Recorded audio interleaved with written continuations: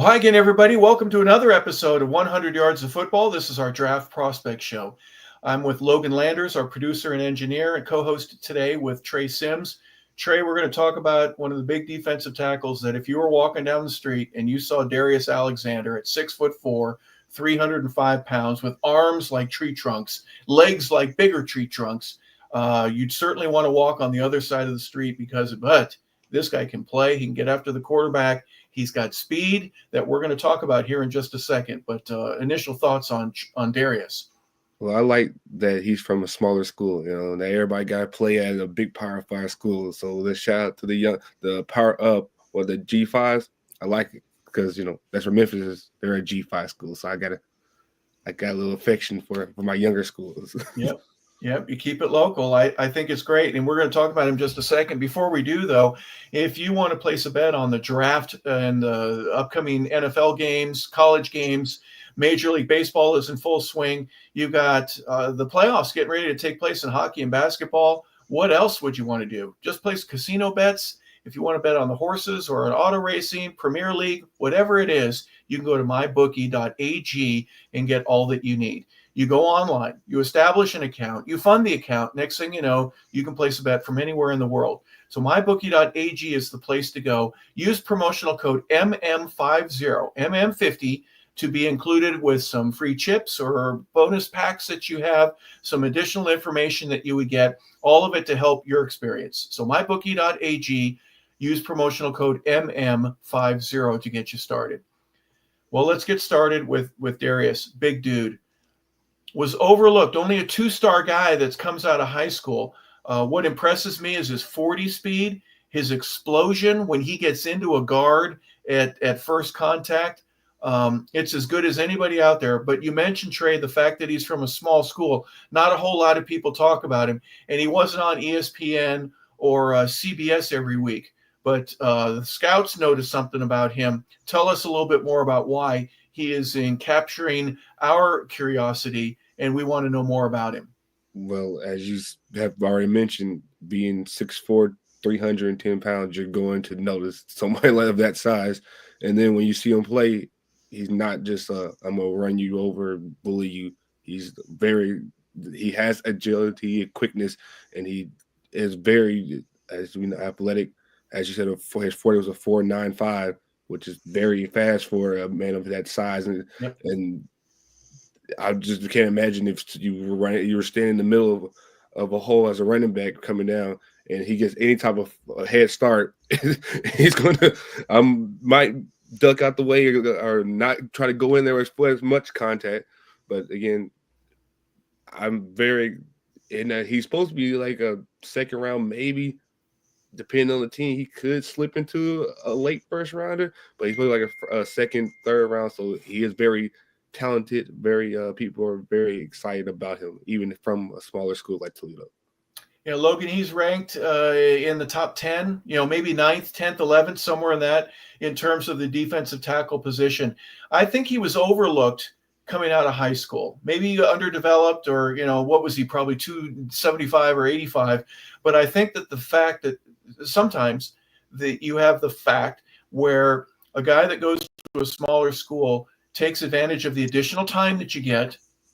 You're not always thinking about going in the draft and leaving early, but you work on your skill set, and in some cases you develop a little bit of a chip on your shoulder. I'm going to show this big school that I really wanted to go to why they should have picked me in the first place. And I think all of that, combined with his normal determination, his strength, his speed, his talent physically, has kind of encapsulated itself to where here he is. Look at me now. I think that might be one of the things that might be on his locker room wall there. Hey, look at where I've become and what I've become.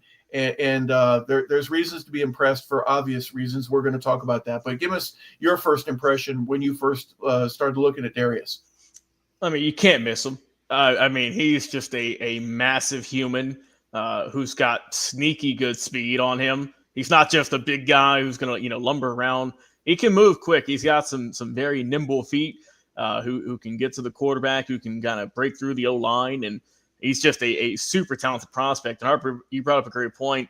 Someone who was there from Toledo from 2019 through this past year. He stayed his entire career with the Rockets. So he said, like you mentioned, I'm sure that he said many a times to himself, he might have a little note in his locker just saying, I'm going to prove him wrong today, that I didn't get a whole lot of coverage, didn't get a whole lot of offers coming out of high school.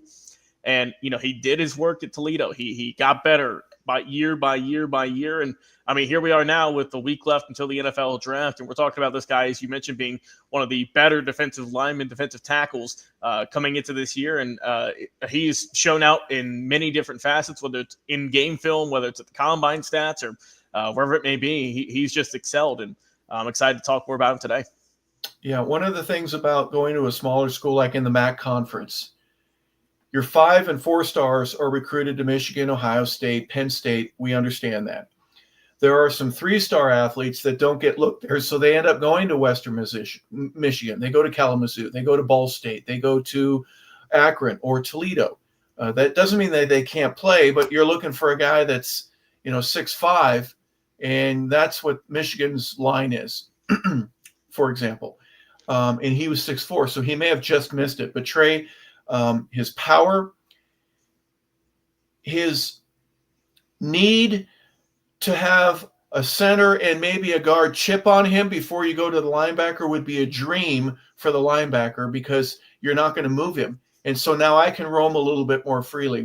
Talk a little bit about and expand on his 2-gap or his ability to be able to take up 2 blockers and free up another player, and what a value that brings. Well, just like you said, naturally, because of how explosive, how fast he is, and he gets a great jump, they're going to have to focus on him first, like especially being a defensive tackle. So he's right there in the middle for the most part, and so he's going to give a good initial jump. It's going to make you have to stop him, or he's going to get to the quarterback or get in the backfield, which he did very well because he had 4 sacks in his last 2 years at Toledo from the defensive tackle spot, which most defensive tackles are not known for, being great pass rushers. He is a really good pass rusher. And then as far as freeing on linebackers, I'm sure linebackers love it because it makes their job a lot easier. I'm going to ask both of you, you're a general manager with a club right now. One of the pluses is his explosive speed and to be able to get into a guard, for example, if that's who he's got to go against, getting his hands in the right position and forcing that guard to go up or even back in some cases. That explosion is something that brings great value. There are also some folks that would critique him and say that sometimes he plays a little bit high and he gets tired. Well, who doesn't get tired? So weigh that, and I'm going to ask you, Logan, the same thing. Weigh the positives and some of the negatives in terms of what value that he would bring to a club if you were the general manager and looking to draft him. Yeah, so when I see this guy here, when I see this just massive Darius Alexander, what I immediately see is he's got that good first step, right, on the line, which you got to have that if you want to be a dominant force in the NFL. He's got the great first step. He gets to the point of attack well. Like you said, he's played in a bunch of different techniques, 1-tech, 2-tech. He's played in different schemes as well, so he's very versatile in that regard also. Some areas for improvement, right? Some ways that, like you said, he might play a little bit high. He might get a little bit tired. I've seen also some articles, some websites say that he does need to develop another pass rush move, right? He's a big guy, so he's mostly just going to run through you with the bull rush. But if he can develop that swim move or that spin technique, he could be lethal. In all honesty, he could really become one of the better defensive prospects in this draft if he can learn that, and if he does go to the right staff that can teach him that move there. But he's got great football IQ. He's played in a lot of college games, played in, I believe, 58 games in total. So very well versed, hasn't missed really any time. He's always on the field. He's never had a lengthy injury history. So it's someone who has played a ton of football, is always going to be on the field. Like you said, he might get gassed out a little bit, but I mean, with a guy, your deep tackles are going to be primarily bigger guys. So, they are going to be a little bit more winded than some of the other players, but I think that, if you can, I think the positives definitely outweigh the negatives with this guy here, and with just how he can eat up the lineman. Like you said, he can take on 2 guys and get some room open for his guys on the left or right and help them out. And I think he's just going to get even stronger in the league. He's going to get the better strength coach, conditioning coaches. They're going to get his body in tip-top shape. And I think if you do that, just watch out, because, I think the sky's the limit for this guy coming out of Toledo. Yeah, I agree. Now, good answer. Thank you. I appreciate that. Trey, same question to you. You're the general manager right now of any organization. I know you're leaning mostly towards Pittsburgh, but let's say it's Tennessee or the LA Chargers. Well, you look at the positives of his strength, his speed, all of that, versus him getting a little tired, playing a little high, or maybe not having a second move. How do you evaluate that? Well, like you said, you can always teach that because he's a young player. He's been in college a long time, but he's also still fairly young. And so with experience, as you keep going, you're going to get better naturally.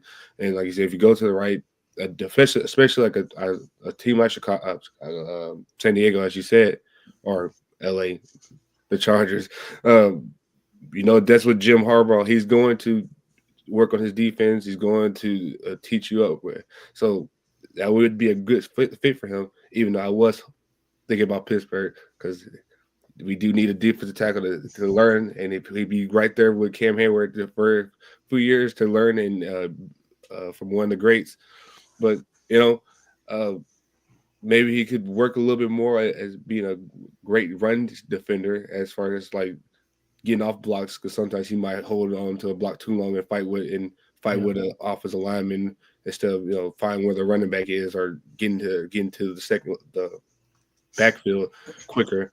But those are all to me things you could work on and especially where he probably won't have to do it as much as far as like really attacking somebody because that's what he naturally is good at doing. Yeah, I just think the speed and still being above 300 pounds, but not being 340 is an advantage for him. His 40-yard dash obviously is off the charts for a guy that big, but can you go sideways? Can you chase somebody down if they're going to try to run at the numbers or get to the sideline? Yeah, I'd be tired too if I had to do that over and over again. But his athleticism, the broad jump, the 10-yard shuttle, vertical, all of those things are good enough to where you would consider this is a guy going to be an asset and a guy that we're going to want on our team and maybe there for quite a while. Trey, give me a final thought. Again, I like him because he's in Toledo, or a smaller school. I'm always going to ride for smaller schools because they overlook him, underdog mentality, and that's probably one of the things he has on his shoulder as we all have mentioned, not being. Look, especially in Toledo, he's right there in Ohio. That's a football state with Ohio State, Michigan. So he has that on his back, a chip on his back, a shoulder, and I'm sure that calls a great work ethic, which he has shown with him being such supposed to be a highly talented prospect. That he will be drafted earlier in the draft. So, yeah, and Logan, Trey's saying that he's going to come with a little bit of an attitude. I would agree with that. Your final thoughts? Yeah, I like Darius Alexander, and you mentioned he played in Toledo, and he's done some good work there with the Rockets. And Toledo's in Ohio, and Trey, I don't think you're gonna like this one, buddy, but he needs, like I say, if he needs a vet, if he needs someone who is talented, who can maybe train him, who can help him out. Cam Hayward loves the guy, great work as we know. But if he's in Ohio, you know who else is a team out there that could use a little bit of help on a lot of facets, and that's out there in Cleveland with the Browns. Okay. You pair him with some hear me out now. If you pair him with Myles Garrett, who, as we know, is one of the most dominant forces in the league today, who's just re-upped with Cleveland for many, many years for a lot of money. I mean, I'm not saying that he could be the next Myles Garrett or anything crazy like that, but you definitely want someone of that caliber under your wing to teach these young guys who can maybe mold him and get him in even better shape, I think. I mean, he might have a six-pack when things are all said and done out there within Cleveland, but I like Darius Alexander. Like I said, if he could just learn another pass rush move, like I said, if he get that spin move, if he can get a swim move, anything along those lines, other than just I'm going to beat you to the punch with that bull rush, I think he could become a very talented player in the league, and he can last for a long time. And he's always going to have that chip on his shoulder. If it's, hey, I didn't get a whole lot of offers for D1 in high school. I went to Toledo. I worked my butt off. I played there for 5 years, and now I'm going to go to the league where he's projected to be either a late first or an early second round pick. And whoever gets him, they're going to get someone who works hard. You don't hear a whole lot of negative words about that. It's just going to go out there and work and get better and better. And I'm excited to see where this guy's going to go. I'm curious to see in 3, 4, 5 years just how much he's going to progress, because I mean, if he can just dial it in, he could definitely be someone who we'll be seeing a lot of accomplishments for years on down the line. Yeah, and don't get me wrong, guys. I agree with what you're saying, but a Miles Garrett, if he goes there, Miles probably would welcome him with a new car or something like that, because you're always looking for Yes. another guy. If you can keep the quarterback in the pocket, if you're in the middle and rushing, and he doesn't go up, he just closes the lane and makes it easier for a guy like Miles. If you don't believe me, go look at the Tuck, Omanjeri, Strahan, and JPP offensive or defensive line with the Giants back when they won the Super Bowl. Those four guys had small waists. They were big upper body, 265 to 85. They weren't the heaviest guy, but they did their job and they kept the quarterback in the pocket. And one of them paid for the mistake of an offensive line by getting to the quarterback. They collectively were great. So yes, I know, Trey, you don't want him go into Cleveland, and you're shaking your head, going, no, no, no, no, I don't want that. So you'd rather see him in Pittsburgh, but whoever gets him they're gonna have somebody who can really make that pass rush all the much better. Well, we appreciate all of you being a part of the show today. This has been our Draft Prospects show. Darius Alexander was our feature here today. So for Logan Landers, for Trey Sims, I'm Harper LaBelle saying thank you for tuning in to 100 Yards of Football. We hope you have a fantastic rest of your day.